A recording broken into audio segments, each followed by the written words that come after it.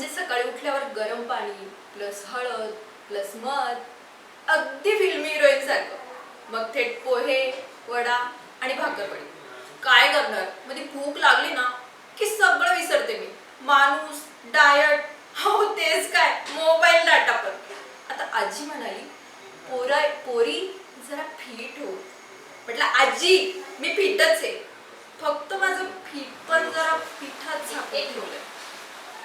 आज सकाळी उठले आणि ठरवलं आजपासून कट झालं।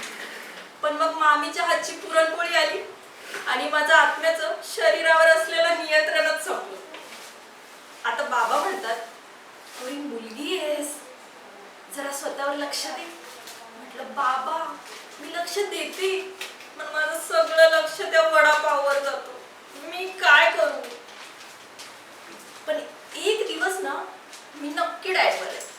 फक्त त्या दिवशी ना मेथीची भाजी, छान बिर्याणी असायला हवी।